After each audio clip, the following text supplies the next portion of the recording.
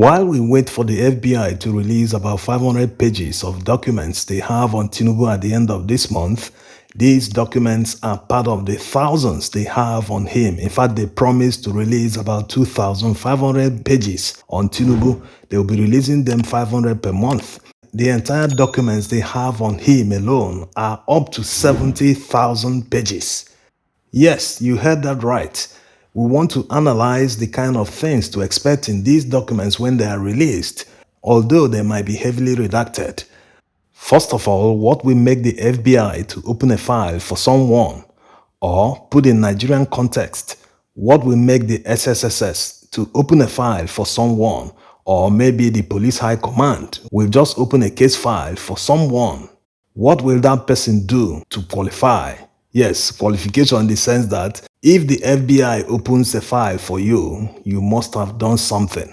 And that something can never be a good thing. It must be a crime. This brings us to the kind of crimes that Tinubu committed to have necessitated the opening of a file for him by the FBI. Not just FBI, there are many other agencies that opened a file for him. He became a person of interest to many agencies, so they had to open a file for him. But today we are concentrating on the FBI alone. Also, someone doesn't necessarily need to commit a crime before the FBI will decide that he has become a person of interest. It might be that the person was seen associating with someone that was being monitored. In that case, they will follow up that person to see if he is truly involved in the crime for which the other person is being monitored. So there are different ways to get your file opened at the FBI. And in Tinubu's case, he committed 6 federal crimes. That's according to the IRS Special Agent affidavit. Although he was never charged, many might be wondering why he was never charged. We will come back to that in a moment. According to the affidavit, the first federal crime that Tinubu committed in the United States is money laundering. Of course, money laundering is also a felony in Nigeria.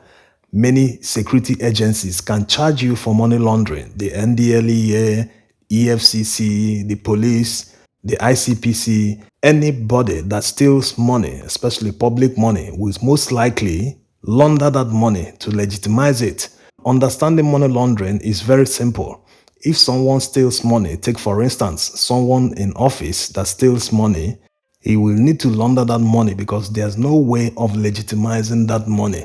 He can't just deposit the money in his account. It will look very suspicious. How did the person get all those billions to deposit in his account?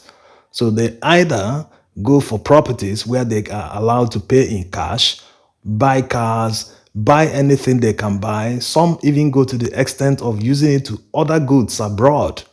And once the goods arrive in Nigeria, they will clear it from the ports and put them up for sale.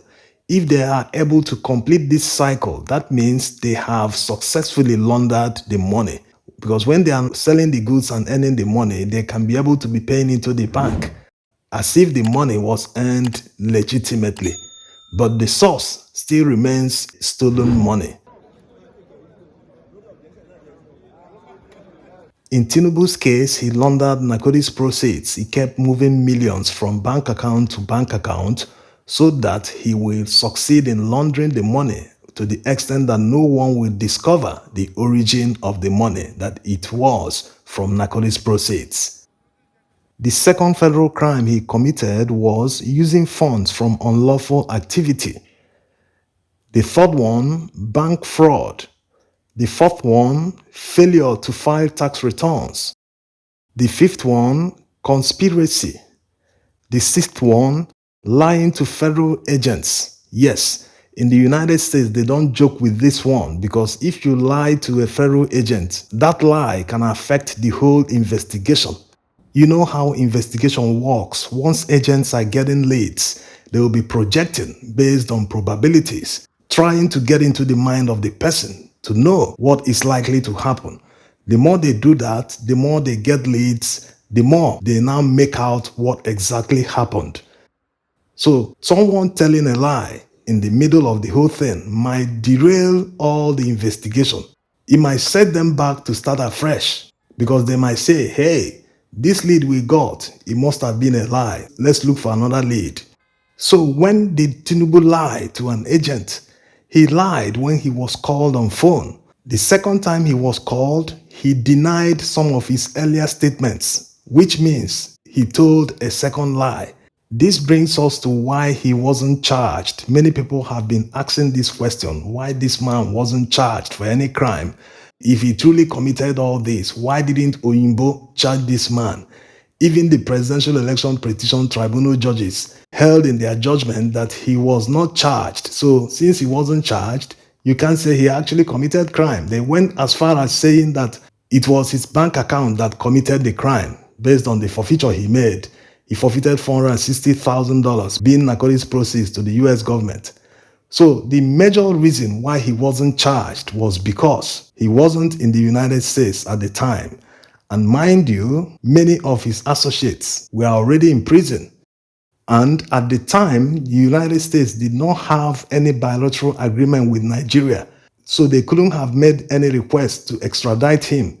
There wouldn't have been any legal basis to send someone from Nigeria to another country to face trial. The bilateral agreement didn't exist at the time. We were under military rule anyway.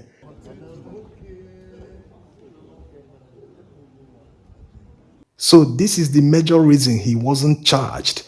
If he were to be in the United States at the time, they would have charged him most definitely. Also, Tinubu might have gotten a hint that his associates were in trouble, that they were on to them, which made him to quickly leave the United States for Nigeria, where he came back and contested for the Lagos West senatorial seat.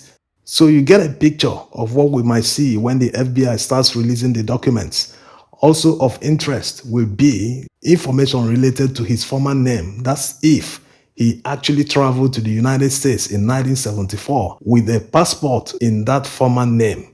If he did that and he committed anything with that name, that means it must be in an FBI file somewhere. Also, it's not clear if the US immigration will release any information on Tinubu.